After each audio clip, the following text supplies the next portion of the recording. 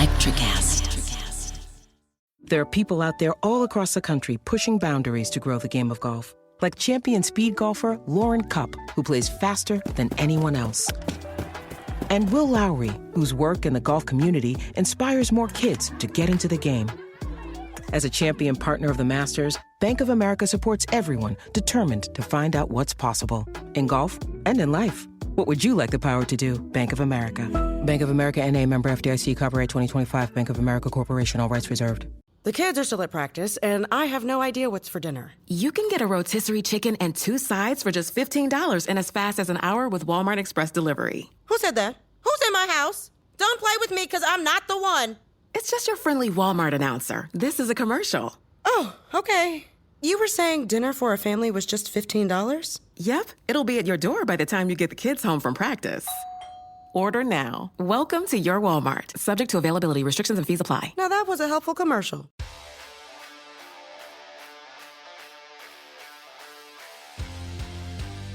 Welcome into Missing the Point. I am your host, Michael Marcangelo, joined alongside by my guy, Hollywood Rayshon Buchanan. And this week, we are talking everything Patriots. We have two preseason games under wraps, and we got a lot to fucking talk about here. But before we get into that, right, just 2 games in, right? Preseason doesn't really count. Mm-hmm. How are we feeling about the Patriots? I think that the defense has been decent, right? But that's usually what it is coming out of camp anyway. The defense is usually ahead of the offense. So, they've had a lot of bright spots there. Obviously, it hurts when you're missing Barmore. Obviously, we're getting into the Judon thing as well. But, they got some guys there that have a chance to step up there. So, been cool with the defense. Offense still has left a lot to be desired. Obviously, there's been some bright spots, but, there's a lot of things they still have to work on. So, if they do that, maybe they become respectable. But if not, then it'll be a long season. But hopefully, they're working through the nooks and crannies of it now. So that they're much better come week 1, but they definitely have a long way to go, though, unfortunately. Well, while we're talking about the defense, before we talk about Judon, one of the prevailing themes so far throughout training camp in the first couple of preseason games has been Gonzo, right? Mm-hmm. Maybe we overinflated his worth last year, or maybe he's taken a really big step back. I mean, out of camp, we've heard that he's not acting like a number one. He's getting beat a ton of times. So do you have any worries about that? So, it's like, yes, but it's minimal. Like, it's not something where I'm like, oh my God, he's already becoming, Rosy Dowling. So for those that don't remember that, just go back and look at that from, I think, maybe 2010 or 2011, I think out of Virginia Tech. He's not in that category yet. Or even, recent memory, Jawan Williams, out of Purdue. So, listen, everyone was excited, when he fell to 17 last year. I know a lot of people like myself, and I think even you wanted Zay Flowers, if I'm not mistaken, from BC. So there's a lot on his shoulders. I do think the technique stuff, the niche of that position, I think would have been taught better by Bill, obviously, because of just how his mind works. And I think that's why he looked so good early on last year. Despite Bill's shortcomings in other areas in recent years, he still knew how to coach up defense, and we lamented that many times on the show. So, needless to say, I think maybe he's a young guy, just kind of navigating through the reps, and yeah, we'll get into it about the wide receivers, but it's like, even though it hasn't completely translated on the field yet, but Baker and Polk, just even from a practice standpoint, are better than what he's been facing in practice. Oh yeah. So it's like that could be a part of it. But I do think that once he gets his legs underneath them and the more reps you get at that position, the better you become. So when I say minimal, concern, I would say it's like maybe like a 5% concern right now. I think that he turns it on and he figures it out as time goes on. Yeah, the worry there is that the Patriots turn into one of those, like you were mentioning before, those late 2000s esque defenses when there was no number one, right? It was after Asante and before Talib, so it was kind of like that purgatory. Right. I'm hoping maybe he's just a little apprehensive going through training camp, but also, listen, if he's getting cooked in practice, because the receivers are better than Devontae Parker and Juju Smith-Schuster, I'm here for that too. Like Right. that could be a positive because we saw what happened last year when he was on AJ Brown. He essentially locked him down. Yeah, but even Tyreek Hill, and he got a pick while covering him. So once again, the AFC East. I mean, granted, Diggs is no longer in that division, but it's like you still got Hill, still got Waddle, Keon Coleman. Yeah. Keon Coleman now is someone who should be emerging as a rookie. I think he's going to do really well. Obviously, you got Garrett Wilson up there in New York, so they have guys in that division that's going to get busy. So you better figure it out and figure it out fast because the division has no slouches. The AFC as a whole has no slouches. So even the bad teams have really good receivers. So you got to figure it out. And once again, I just think it's a reps thing with him. He was only in 4 games last year. I also feel like the way they practice now, the way they get into game shape, is not necessarily conducive to becoming your best version of yourself right away. So I think that's a part of it too. But our only hope is that by week 2 or 3, he's really locked in and shows the promise that he showed early last season. So obviously, Bill's gone. He's doing every single TV thing that he can do. Yeah, he's been good at that McAfee. I'm not gonna lie. Yeah, he's been really good. Yeah. It's like he was just like that. Just reaffirms the fact that he was just being a dick for for 23 years because I mean, players to players' credit, they would say like McCourty would talk about it. Brady talked about it to an extent. Ronnie Harrison, like they all spoke about that he had that drive, especially Elliott. I think Edelman. Yeah. I think he had a soft spot for Edelman. I think that's why he was like that with Edelman. But Edelman, I was like, look here, fucking asshole. It's like I think he had those moments with certain players. We know how we felt about Chad Johnson. So certain players he just gravitated to. But yeah, I just think that he only wanted that personality to be with the family, so to speak, as I put in air quotes. He didn't want to share that with the outside public. So right. It's because we might have had a different outlook on him for the 25 years, but it is what it is. So what I was getting at is now, because it's a whole new regime, given what Christian Gonzalez is or is not, like there's still a lot of question marks right now. Mm-hmm. Are you surprised that they didn't make a pass at Stephon Gilmore and he got swallowed up or scooped up by the Vikings? Yeah, that's a reunited, he got reunited with Brian Flores, down there. So that wasn't a complete shocker. I think that once he had made that visit, I think the intent was to sign him, obviously. But yeah, I think that obviously with Jonathan Jones not being, fully ready to go, you don't know what Marcus Jones is going to be because he's also still hurt, after the, nice rookie season he had a couple years back. So there's still a lot of questions in that secondary. Peppers seems to be the leader of that secondary now. Once again, that's what he was supposed to be coming out of. Was it Michigan? He was in Michigan, I think. Like that's what he was supposed to be coming out of Michigan. So I'm here for it, and he has played awesome. Obviously, how I feel about Kyle Duggar. So they got those guys have to be the leaders. But yeah, I think anything to help bolster, that back end, I feel like that would have been the right move. Now, I don't know if they want to give him $7 million. Maybe it would have been like $5 million with the chance to get to $8 million because you know how they are up here. And now we're learning it's really about Kraft making those decisions because it's not necessarily Elliott Wolf or anybody else that's in the front office. It's really Kraft that has that final say, which makes sense because he is the owner. But yeah, to me, they should have made more reports. Maybe they did. Maybe they'll come out down the road saying, hey, like they offered Stephon Gilmore $6 million, but up to $9 million or whatever. But he chose to go back and reunite with Flores. So, which by the way, I think is a really good move for them, even though they need a quarterback. But it never hurts to have enough defense. Yeah, I was just thinking, especially that, what better way to ease Gonzo back into like the role that we need him to be than letting him know that he has someone that will hold down the other side of the field. Right. And Gilly isn't a number 1 anymore. No. But he's still a solid number 2, like a really solid number 2. Right. And he could fit into a scheme, which is why I was surprised. I mean, if we do hear about contract numbers later down the road, you'll know it's a Kraft production if we don't hear about guaranteed money, because they love talking about AAV and not telling us like what were they actually going to pay the player, which leads us to Matthew Judon. 32-year-old Matthew Judon on the last year of his contract, scheduled to make, I think, $6.5 million. He was traded to the Atlanta Falcons, who looked to be all in, because they needed that. They obviously, one of their pass rushers went down. They went out, they got one. He still has not signed a new deal, but they did get a 3rd-round pick back for that. Right. So, were you surprised about the trade when it happened? And I guess, how happy were you about what we got back? So, I mean, for a guy that obviously fell out of favor here really quickly, to get a 3rd-round pick, which is a day 2 pick, that's not bad, honestly, especially when he's in the final year of his deal.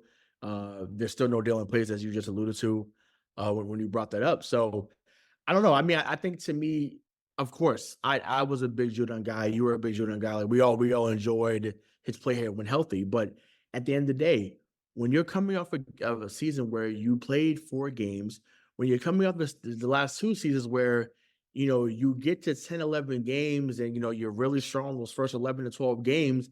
And then when it's December going into January, you fall off quicker than Stephen A's hairline. So it's a problem.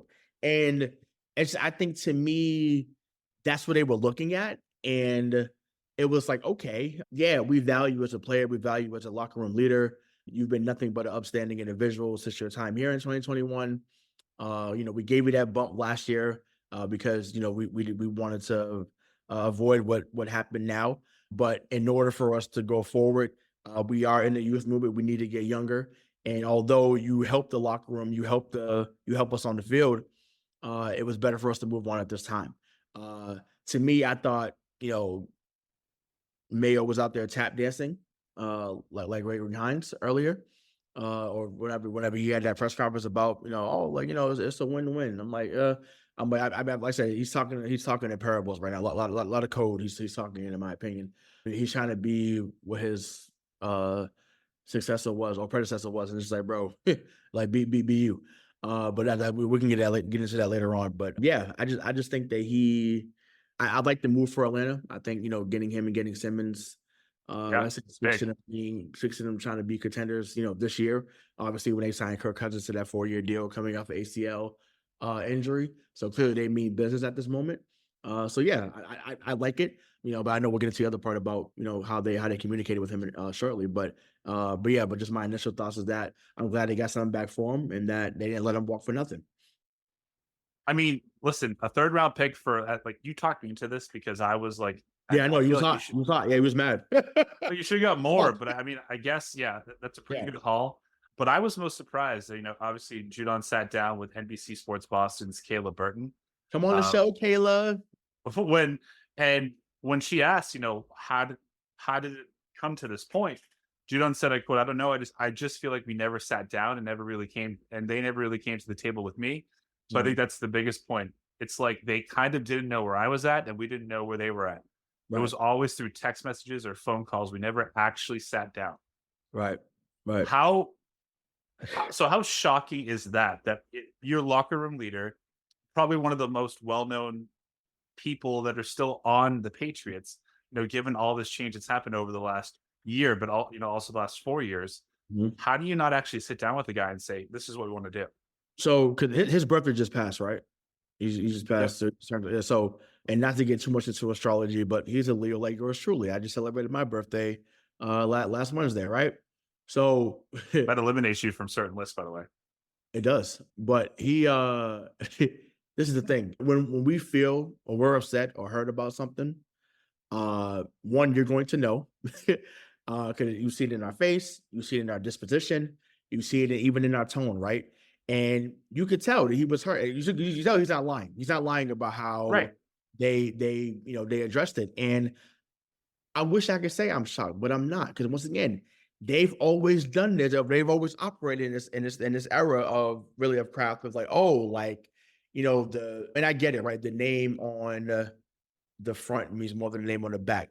I'm that fan. I believe that. I still believe that. However, you still need a mix of veterans and young talent in order to bring in more talent, but also help develop the talent you have here in place. So for them to be somewhat dismissive of him, and once again, you could have just gave him 10.5 this year. 10.5, which has been a $4 million increase.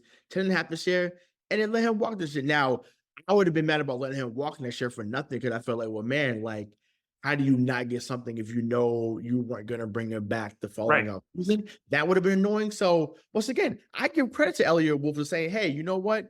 If you feel that we didn't do right by you, we apologize for not having the communication that we should have had with you with someone that's been of significant importance for us. But, at this time, we think it's best for us to move on, for you to move on. And, we wish you the best, not just right now, but in the future. So I think, once again, Elliot Wolf did a really good job at that. Like, I don't know if, Bill definitely would have dealt him, but it would have been like in the middle of the season. Like, he just would have put him like on PUP like he did with Gilmore and then traded him, right? I do think if this was going to be the end result, I do think that this should have been done around the draft, though, because maybe you could have got more than a third round pick. Maybe you could have got a second and third. Maybe you could have got maybe another player in return and the picks, right? So it's not the NBA, but obviously someone who's been a 4-time Pro Bowler, someone who is still one of the best at his position when healthy. Maybe the return could have been a little bit greater, but nevertheless, under the gun, or as you say, gun to your head, they did the best they could. So that's all we can be. That's all we can be proud of or be happy. So would you rather them do exactly what they did, get a 3rd round pick for him, or pay him $10.5 million and see what happens next year? I mean, I think if I felt that they were a little closer, and like I said, we'll get into more of what they are as a team. But if they were a little bit closer, I would say, yeah, like you gotta find a way to maintain the talent. But because they're not as close as they, maybe will be in a year, maybe not 2, as you alluded to, we spoke about this off the air. I think it makes the decision easier not to bring back guys that are on the other side of 30 that have been injury prone, and although they contribute to winning and contribute to the organization positively, they just say, hey, you know what? It's not worth the trouble. We'll find someone that can do that. So, Keon White, it's your turn. Josh Uche, it's your turn. Devon Goshout, it's your turn. Like, there's Dietrich Wise. I mean, he's been here for a while, but Dietrich Wise, like, now you'll have more of a, an increased role. So a lot of guys now have that role, and they got to kind of do it by committee, kind of like the 03 Red Sox. We're not having a real closer, you're just doing it, from Scott Williamson to Mike Timlin, so on and so forth. So you got to figure it out. So hopefully they do that, though. Now, I mean, with the loss of Judon, that's going to make the potential loss of Christian Barmore like that much more felt. Like this, that was a solid defensive unit and a solid front seven, right? They could create havoc. So like we're still hoping that he can come back at some point, but the most important is that he's healthy.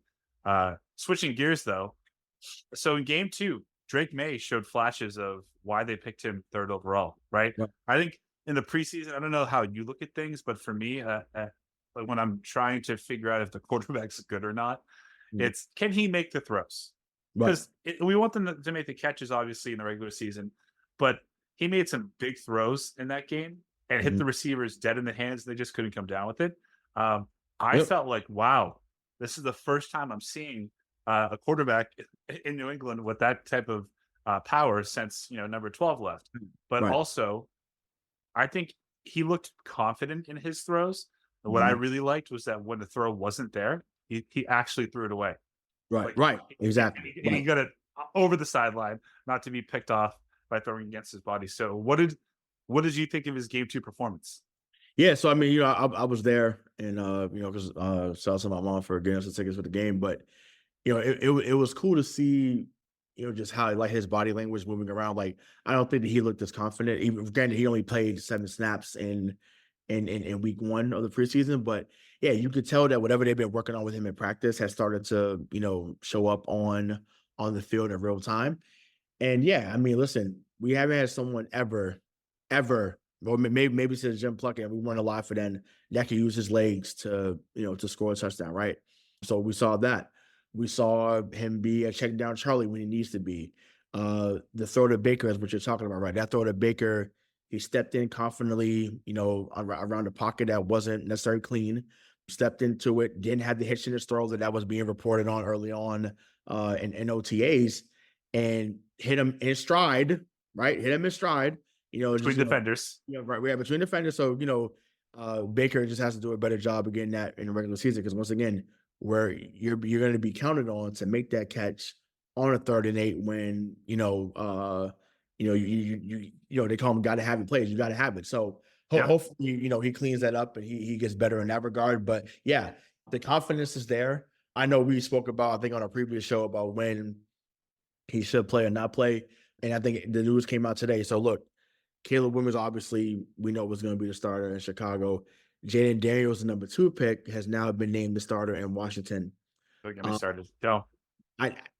Once again, if you're already not going to be good, right? It's not like and we'll speak more about that when we get into the predictions of the games. But it's like if you're already not going to be good, it's becoming more clear by the day, really by the practice, who the guy is, right?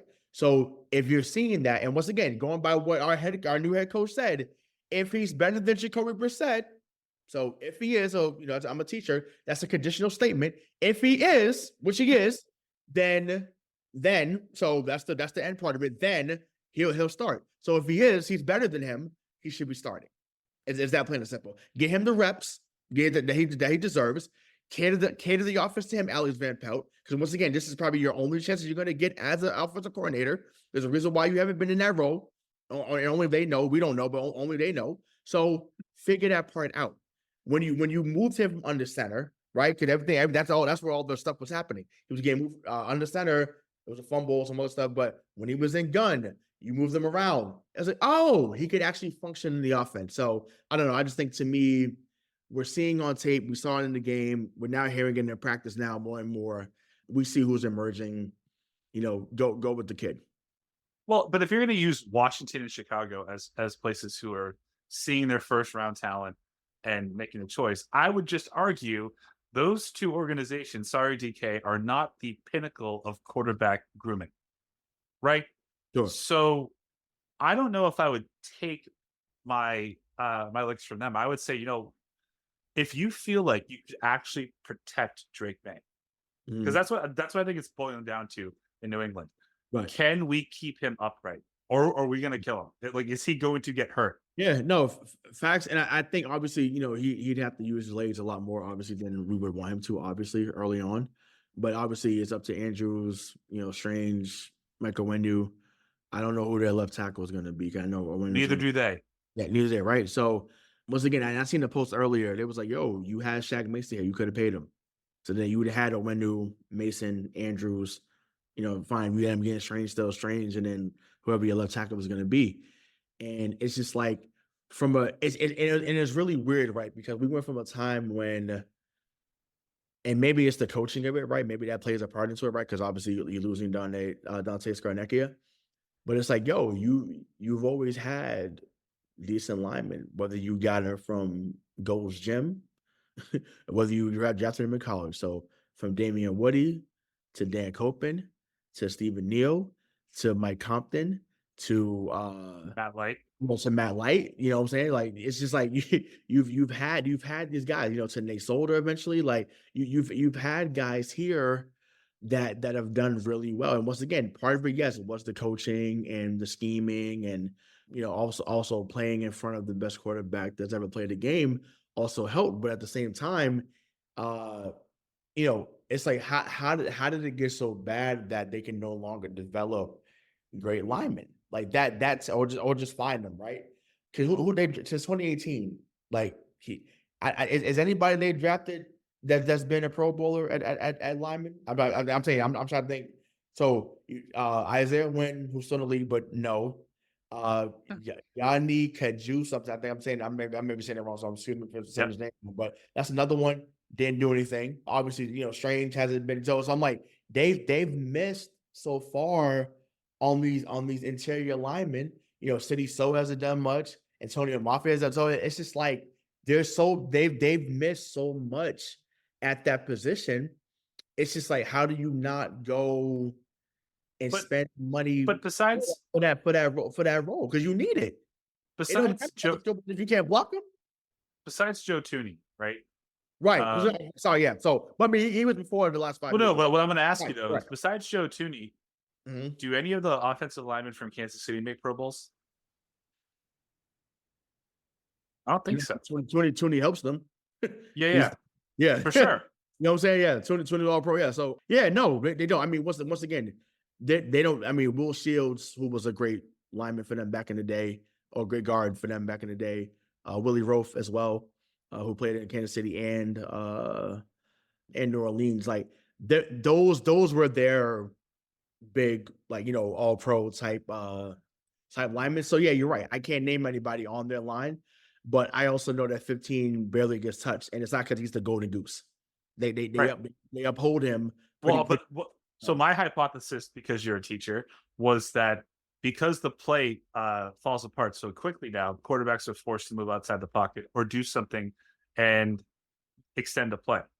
Right. And I would have to say, like, you'd have to look at those teams that have the standard pocket passers to see who the actual, like, offense, like the all pro or Pro Bowl offensive linemen are, because now, Right. I mean, I don't know of a Pro Bowl offensive lineman from Baltimore. I don't think you need. I don't think you need one. Oh my God. Marshall Yanda. Is he? He's Is he a Pro Bowler? I think he is. Yeah, Marshall Yanda. Yeah, I think so. Yeah. I mean, once again, someone in the comments when we drop this, let us know. I think he's one. But once again, I said don't know anybody else on the line, but it's like, once again, I don't need guys to be Larry Allen, Steve Hutchinson, Orlando Brown. That's not. I'm not looking for. Oh, Orlando Brown's and Kansas City. That's not the one that, he came over from Baltimore. That's the other guy. But his father, Leonard Brown Sr., like, you don't need I don't need you to be that level. It'd be great. It'd be awesome. But once again, can I get a Stephen Neal 2.0? Can I get a Dan Cope 2.0? Can I just get that? Because once again, it's amazing to me how far they've fallen off in that category. Once again, Right. that used to be that should never be a concern. Never be a concern. And now it's like you're worried about as soon as the ball is snapped, dudes is grasping at the jersey. That's crazy to me. That's wild. That's unbelievable. And that's 1-16. That's unbelievable to me, man. And that's what's become. That's what's happened. It's wild. So just so we can correct ourselves before those feral little bastards in the comment section do it for us. Right. In the AFC last year, offensive tackle Laramie Tunsil from Houston. Yep. From Miami. Quentin Nelson from Indy. Yep. Then you get Joel Bitonio from Cleveland. Okay. And then the reserves are Joe Tooney at guard, Yep. Orlando Brown from Kansas City, Yep. and Creed Humphrey was the starting center in the Pro Bowl from Kansas City. So Kansas City had three. Okay. So right. So okay. So 3 out the 5. So okay. So think about that. So 3 out the 5, it's from, and once again, part of it is team success. Part of it is just who they're playing in front of. I get that, right? But at the same time, those guys are some of the best at their position. That matters.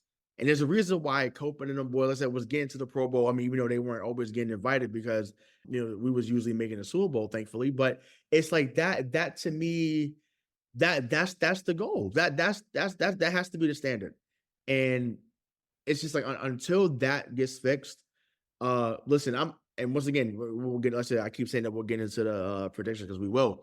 If they're not as good next year as some believe they, as some want them to be, obviously, because I always want them to do well. I'm all in on dude from LSU, Will Campbell. I'm all in. It's time. You need the left tackle of the future. You're looking at him. He's super athletic.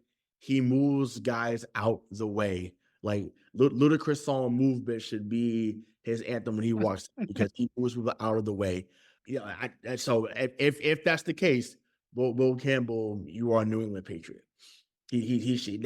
Listen, for those listening, you may remember that it was August or September of last year that our own Hollywood Rayshon Buchanan told us he liked Drake Maye. Mm-hmm. He liked Drake Maye in New England. Like look after him, and so you have a pretty good track. You do it for football what I did for Porzingis in basketball. So I think what you're saying, right? I think what you're saying, right, to heart. But one of the things, we talked about the Baker drop. But I see as a whole, the rookie wide receivers, they seem to be better than any class that we've drafted in the top couple of rounds in like the last 20 years, right? So out of the two, who are you looking to break out? Because obviously me, it's Polk.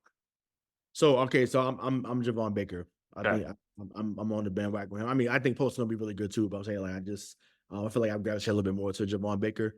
I like his personality too. I feel like he was like he was talking crazy coming out the draft. I like that, and a wide receiver. So once again, and not even just being here, like anywhere, but especially here, like you got to back up what you're saying, bro. So once again, I think he's going to have big moments. I think that I'm excited to see it, but obviously with them two, I'm excited to see that Kayshon Boutte is getting some real good playing time now as well. Because once again, he just doesn't drop anything. He doesn't. He catches everything.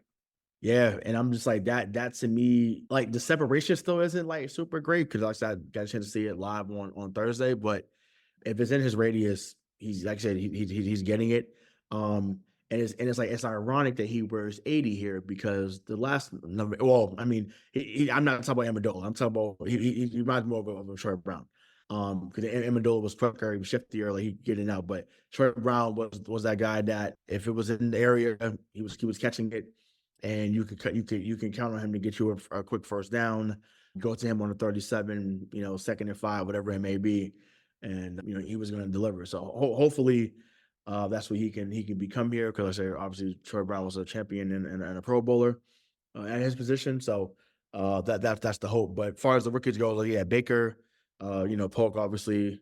There's no chance that these two turn out to be Kenbrell Tompkins and Aaron Dobson 2.0, right? I mean, there's always a shot because it's here. Well, Bill's gone. Yeah, no, I'm saying, but I mean, just even because, I mean, I'm thinking about just even the last 30 years, right? Since Kraft's been here. But I mean, did he draft Terry Glenn? The Kraft? Yeah, he made Parcells draft Terry Glenn. Okay, so Glenn, Deion Branch. Deion Branch, okay, but I'm thinking, okay, so Deion Branch, I mean, obviously they fell into Gronk, but Gronk was a tight end. If we're talking like first couple of round wide receivers, it's Branch, Terry Glenn, and then the misses are, I mean, Chad Jackson, Bethel Johnson, obviously Tompkins and Aaron Dobson. Listen, he couldn't stay healthy, but Malcolm Mitchell should have been what we needed. Oh, yeah, he had everything. Crazy. I think he would have been the guy. He would have been. Right? He would have been. And honestly, and this is a lot of pressure put on Malcolm Mitchell, but I still think because that's all Brady ever needed. Just give him a one. I think Brady still finishes his career. You know what I'm saying? I think they figure it out. And Malcolm Mitchell was someone that was getting 80 catches for 1,000 yards, which I think he would have been on his way to doing. It's unfortunate because once again he made some big catches. I remember that game. Oh God, I think it was San Francisco where Brady, I think rolled out to his right through a fucking seam down to I don't know how Malcolm Mitchell found Malcolm Mitchell and Malcolm out of there gone. And I was like, oh, I said this is not normal up here. We don't have that guy, not a wide receiver anyways. Once again, maybe at tight end some other. We don't never get to that wide receiver, but once again, it was also finding. We were pretty good for a while too, finding guys from other teams to do really well. So Evans and Patton. I think about guys like Brandon Lloyd was phenomenal here. Yep, phenomenal. People will forget, but he was. Yeah, he was great. Lloyd was great. Brandon Tate, it was good here. Yep. So it's just like they were good at finding guys that weren't that great elsewhere and come here, and then they have a career year here, right, for a year or two, and then they get their payday and they move on. So hopefully we could find that through the draft here. It'd be great to become the next Chase and T. Higgins. That'd be phenomenal. I mean, the odds are though, right? Like with Kayshon Boutte, Javon Baker, Jalen Polk, and let's just call it Demario Douglas. Out of those four, one of them have to be an upper echelon. Well, right now it'd be Pop. Like Pop's the leader. Yeah. Pop, then Boutte. I would say probably Polk right now, and then Baker's last right now. But yeah, something has to give. Something has to give. And once again, to me, the reason why I've been skeptical, and we've always been skeptical of that position, is because of the player development at that position, right? So, we've, praised how Pittsburgh does with wide receivers. We praised what's happened with up in, Cincinnati with Higgins and Jamar Chase. Well, I mean, it's not hard to develop Jamar Chase. What? No, I mean, but we say that, but how many times have we seen guys that dominate in college and then they kind of fall off in the NFL? So it also helped that he was back with his quarterback. That helped, obviously. Right. And that's the thing. Like, that's why I was so adamant about trying to find Alabama receivers, but we weren't bad enough to get an Alabama receiver after the Brady. Like, we weren't like, we were right in the middle. And none of those guys were going to fall. Well, I mean, one of them did, but he ended up letting him go to Houston. That was something that was John Mechie. So it was just like, which I'm glad to see that he's back on the field. As a side note, he looked really good in their game the other night. So hopefully he'll play. He'll play, right? So yeah, it's just like, I don't know, but yeah, something's got to give. And I'm hoping that their development, picks up, because it's just like at some point, like you said, someone's got to hit. Like, it's unbelievable how much offensive talent has come through here that they drafted, and they all just blow. Like, there's no other way to say it. Like, you try to dress it up, you try to give them some type of positive accolade, but it's like they've really been subpar. The only position that he's been that was ever decent here when drafted was running backs. Yep. Listen, we all talk about Chad Jackson because we're of that age group, but I'm telling you right now, the N'Keal Harry pick will go down as the worst wide receiver pick made by Bill Belichick because of who was drafted after him. Right. Like, that's offensive. Oh, for sure. A.J. Brown cried.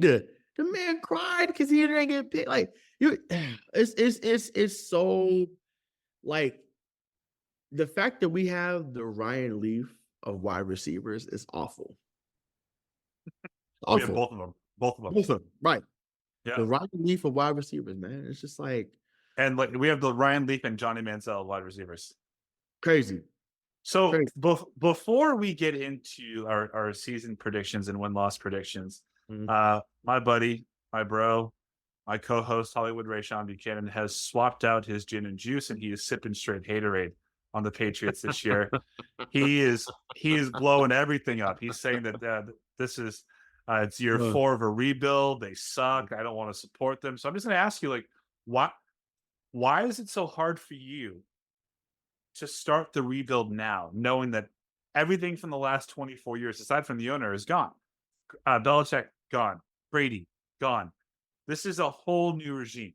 I know the last 2 years have been tough, but this is actually, we're starting from ground zero. So I'm glad you brought this up, because I took a screenshot of someone on Twitter earlier, right? And we just kind of talked about it, but I want to go further into it. So from 2019 to now, this has been the day 1 and 2 offensive picks. So in 19, N'Keal Harry, Damian Harris, Johnny Kajus. I like Damian Harris, by the way. Huh?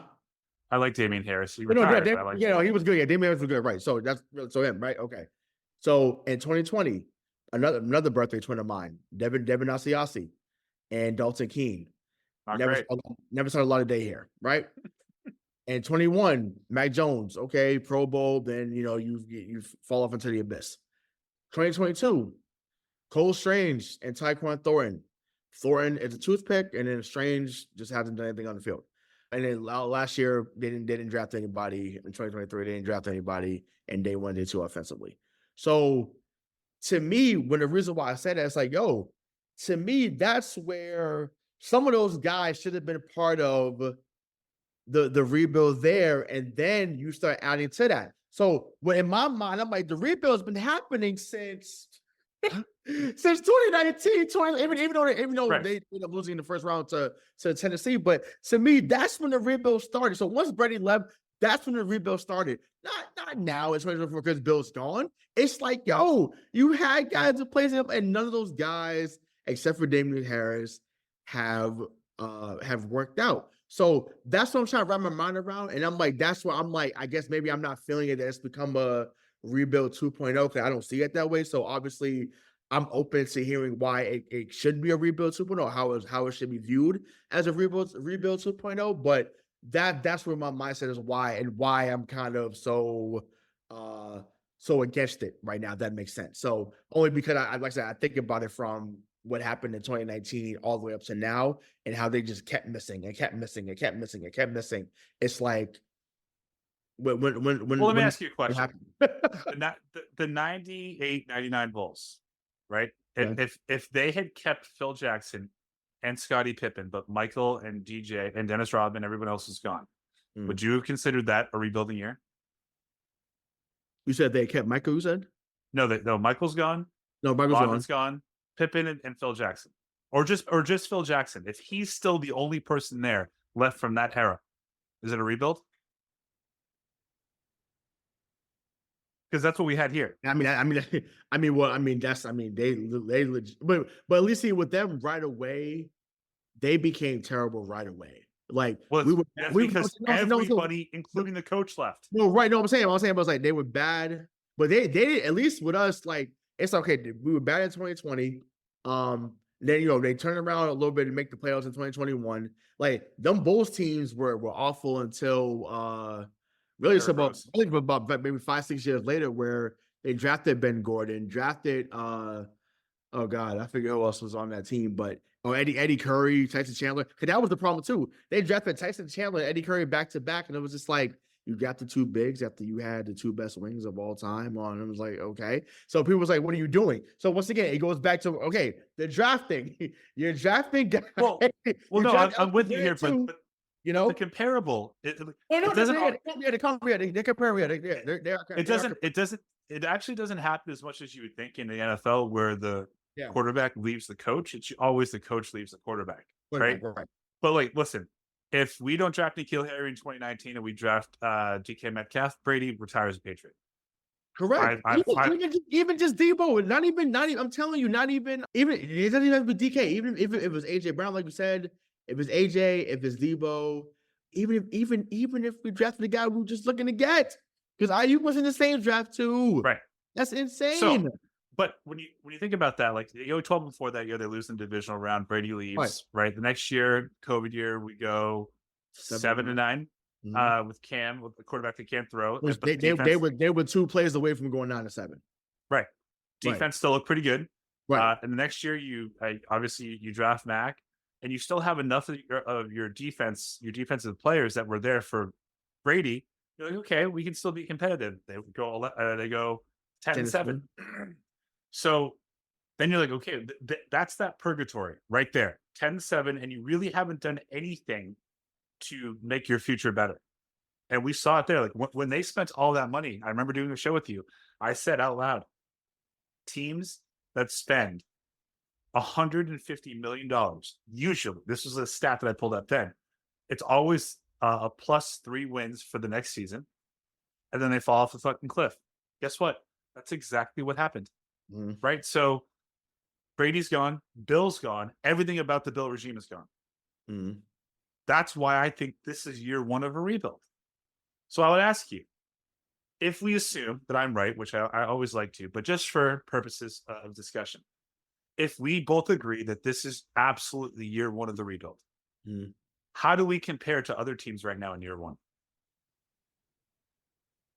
The Bears. I mean, maybe the Bears, maybe even Houston too, maybe. Because once again, people look at it now and like the hindsight 2020, because it's just, but I'm like, it was dark. It was dark. Right. in NRG Stadium. It was dark. But shout out to Nick Caserio. They kept drafting at the top, and whether it was Will Anderson, whether it was DJ Stingley,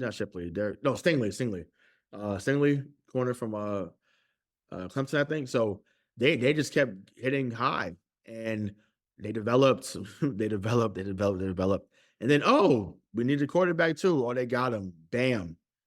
Now they're rolling, right?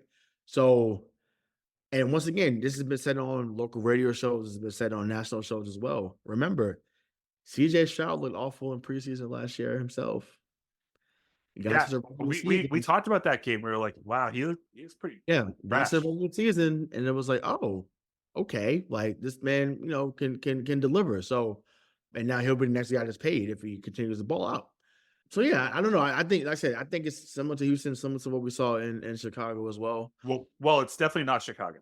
Because No, what I Chicago thought you meant like did- in the past. I'm not right now. I'm saying. I'm talking about year one of right now, like the last couple of years, right? Last 2 years. What I would say is you don't like. But they've obviously, been making moves though before. Like when you get guys on defense, right? Like Yeah. you get guys on defense, you end up going. You go get Keenan Allen. You go draft Roman dudes. Like you go. They make other moves, and they say, okay, maybe we're a quarterback and some players away, like DK was saying on the show last week. And it's just like that's where, and that's okay. So for instance, that's where I thought we were in 2022, right? Or even going into 2022, right? I'm like, okay, you go 10-7, just plug in a few, because that's how it's always been, right? You plug in a few more, now you bump up to maybe 12-5. Now you're hosting a game at Gillette, right? And that's what I was thinking. But obviously, some people get hurt.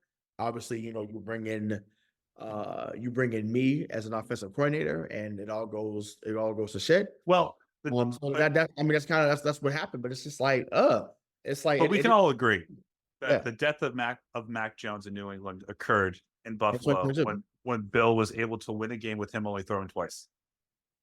That was it. Like the Bill saw all he needed to see. He was able to shut down what he believed is a high-powered offense. Never mind the fact that it was a fucking typhoon and 80-mile-an-hour winds. He said, my defense shut down that offense, and my offense only had to throw the ball 3 times. That's it. Yeah.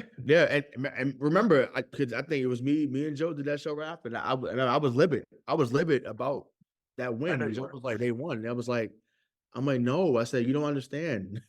I was like, they didn't let Mac cook. And I felt this. I knew what was coming, and obviously that's what ended up happening. But I'm just like, how do you not let him, do more? Once again, that was like in the middle of their 7-game winning streak too. Like they was on fire. And even the game they ended up losing to Indianapolis, like he was starting to catch fire in the fourth quarter, as he did a lot that year. So I don't know, but yeah, it's unfortunate that that's how it unfolded. It really Best is. you can hope for is that you turn into Houston. You don't end up like Carolina. Because you can't be Carolina. Right, exactly. Right. So okay, so maybe we are Carolina, right now, right? Yes. And once again, that's really, really, really putrid. Like it's sickening. Well, you can be Carolina for 1 year, as long as you don't trade away your first-round pick. Yeah, Because- obviously I know there was speculation of that, going into this year, but it's just like there's no way. Once again, next year, and I'll keep saying this, so you got to get the tackle. So once again, there was conversation around Joe Alt this year, from Notre Dame. I think Joe Alt went to not New York. Where did he go to? I know he went 5th overall. I figure what team he ended up getting drafted to, but Wasn't it the Chargers? Chargers, yes, there you go. Yeah, I was Chargers. Yep. So it's like you got to get the guy. And once again, Chargers have drafted Rashawn Slater lately because they keep Herbert upright. Once again, that matters. Once again, Tony Romo's career got extended for a few years because he went to Jerry Jones and said, "Hey, I need a line. It does not matter for us to go 12-4 or 11-5 if I can't be blocked." And Tyron Smith,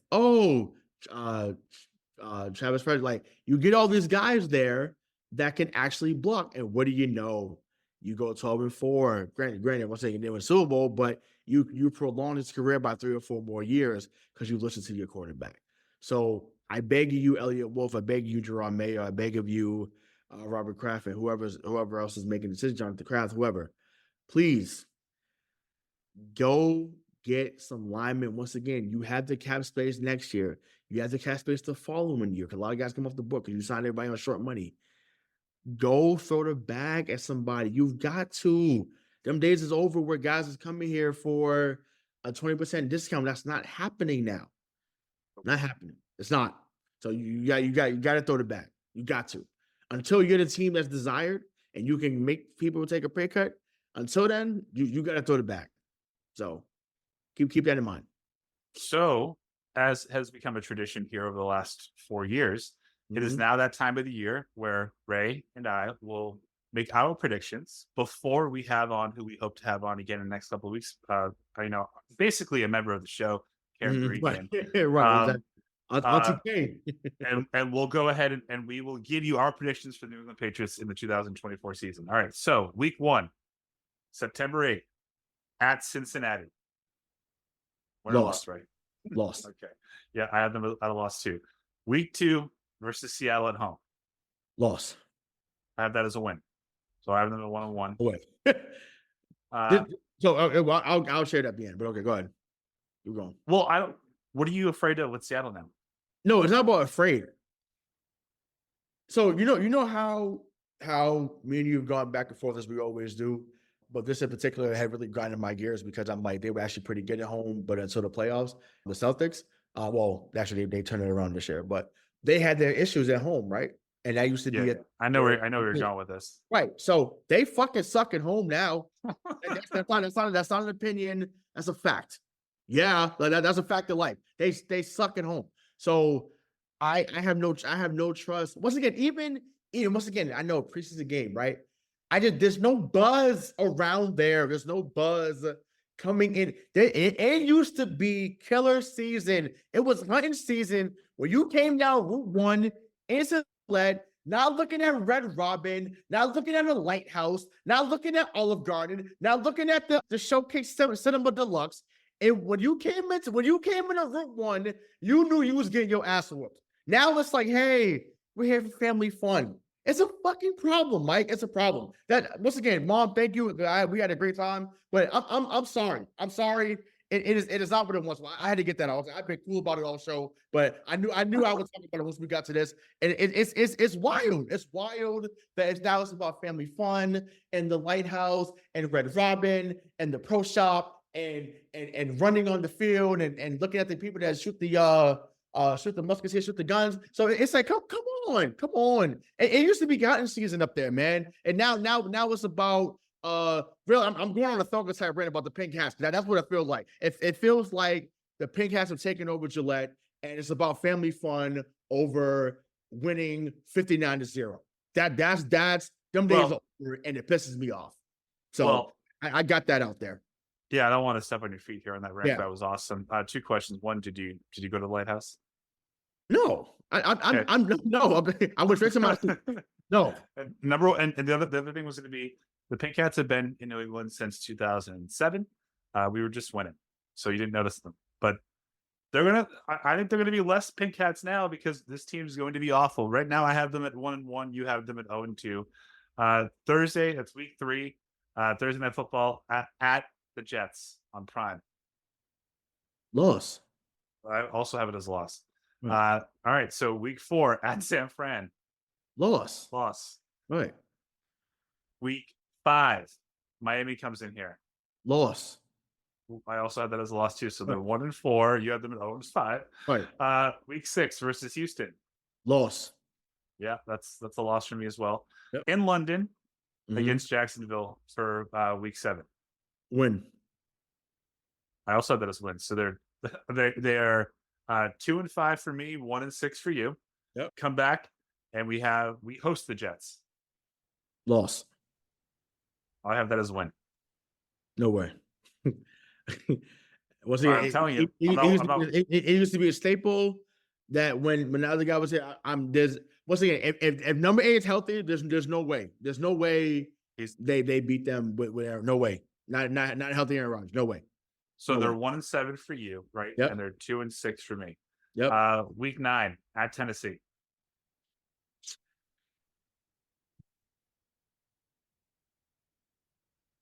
Win. I also have that as a win. So they are 3-6 for me, 2-7 for you. Yep. Week 10 at Chicago. Loss. Yep. Okay. That's 3-7, 2-8. Week 11 at the Chargers. Oh. Yep. No, that's home. That's home versus. Well, I mean, so technically yes, because they share the same stadium. Oh, sorry, home versus the Rams. Yeah, loss. I also have that as loss. Yep. Week 12 at Miami. Loss. Week 13 home against Indy. Loss. Yeah. Okay, so through 13 weeks, I have them at 3-10. You have them at 2-11. Yep. Okay, bye week. First game after the bye, week 15. So it's a week 14 bye is going to be. This is going to be a rough year. We are at Arizona. I have a win. Loss. Okay, so they are 2-13 for you. Yep. They're 3-12 for me. Okay. At Buffalo for week 16. No, 2-12 because they just saw 3 more games. So 2-12. 2-12 for me. Yeah, 2-12. Yeah. Is that true? Yeah. So Yeah. it's 3.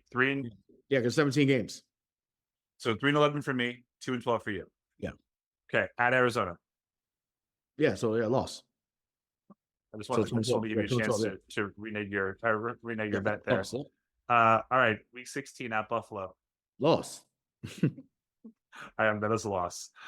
Week 17 home against the Chargers. Justin Herbert plays. Week 16. No, 17. Week 17. Yep, I'm bad. Yep. Oh, Chargers loss. Look at that as a win. And then at home versus Buffalo. It's not a winning game in December. And Buffalo lost.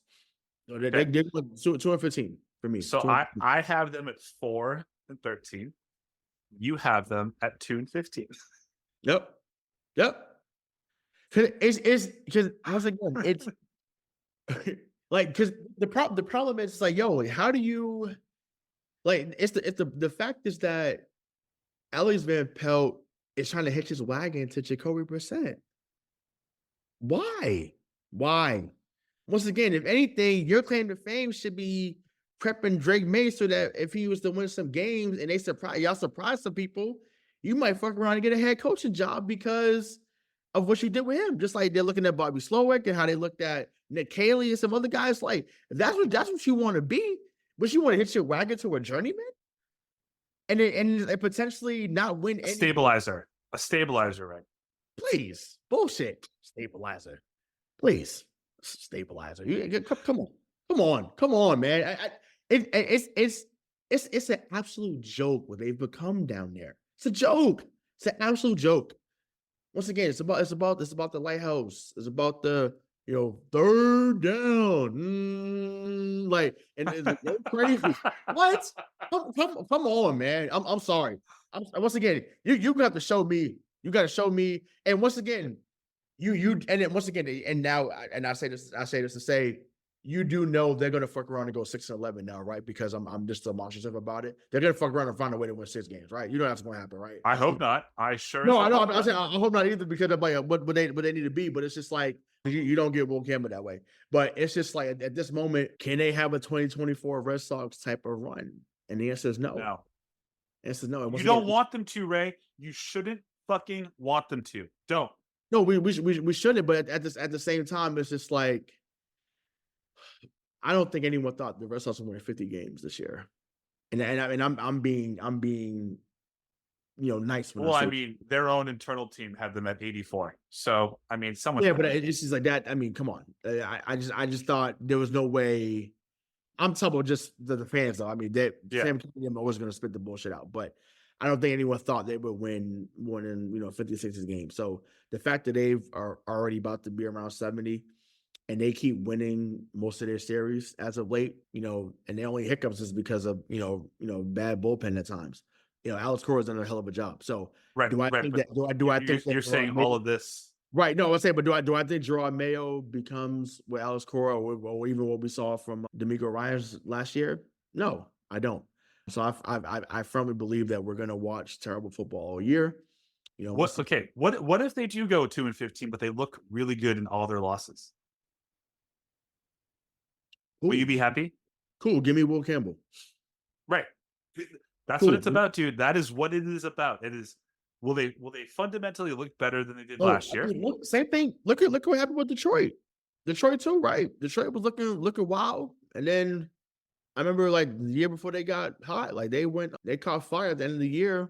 Remember being in Green Bay, and then the next year they went on a run. So that's what I'm saying. That's what my conflicted argument is because it's like, don't tell me that winning games doesn't change the culture. People say, "Oh well, no, it's like no, you've got to win games and winning games breeds good habits. It just does. The next guy wants to play harder. The coaches want to coach harder. Like, that matters. But it's just like, oh, no, we just tank. Once again, I was in the tank for it last year because I knew, okay, you got to get a quarterback. They got that. Do I want to see them tank? Of course I don't. Of course I don't. I'm on record, on our Discord. And I'm on air saying it. Like, I of course I don't want to see them tank. But what, coming out of my fog, I realized, they're not where they need to be. And it's just like 2-15 is generous. Because once again, before coming on here, in my mind, I'm like, they might go 1-16. I was 2-15 is generous. And once again, people say, oh man, you being dramatic, and I can't eat your words. You are. Fine, whatever. Once again, you come on here and you formulate an opinion, and fine. But I'm just saying to you, if you think this team goes 8-9, 10-7, no. I'm saying, like, there's always one or two delusional fans that will say, they're gonna go 9-8, 10-7, whatever. Listen, I mean, I'm definitely not going to do this. I'm just being funny when I say this, but I would jump into the Charles River if they win 10 games. I think you should do that. Okay, so they're not going to. I would at the New England Patriots win 10 games, I would jump into the Charles River because that would be the miracle of all miracles. No, that'd be the worst fucking thing in the world. No, I'm saying it'd be a miracle for them to 10 games. What I'm saying, so I'm like that would be once again, if everybody took a leap, you're like, whoa, what happened? Now it's a different story because now you're like, okay, some other guys come in, whatever, cool. But once again, you need a left tackle of the future. Yes. And once again, you can't win more than 6 games together. 6 games might be even too much. That's what I'm saying. I'm telling you, 2-15 should do it because I'm telling y'all, watch the tape. Will Campbell's the guy.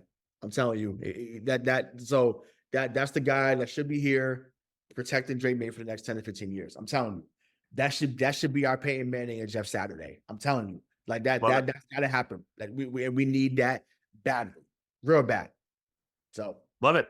Got to happen. Well, let's just end on that positive note because there's going to be according to both of us. No Bezos, no Celtics. No. I want to end on that one. We're going to have a lot of time to fill during football season, so we can talk about all of that. But you heard it here first. I had the New England Patriots at 4-13. That's what I'm going to have to pick when we do our NFC versus AFC prediction show, which is coming up here very soon. Ray doesn't have to pick the AFC, but we know if he did, right. To finish last. But for Hollywood, Rayshawn, Buchanan, this is Michael Marcangelo saying tune in to Missing the Point week after week for more exciting content. We got a lot of good stuff coming up. But until next time, we will talk to you later.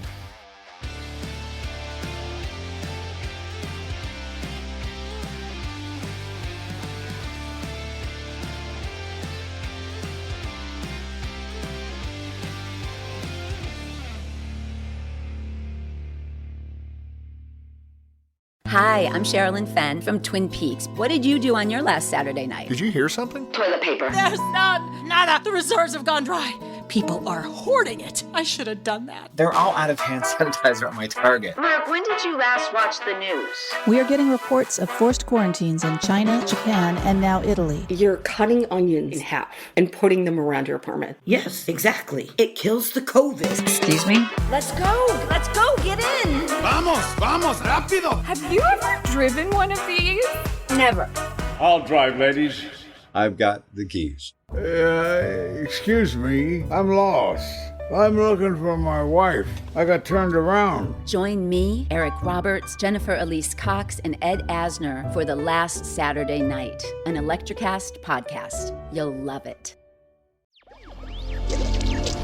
Electrocast. Electrocast.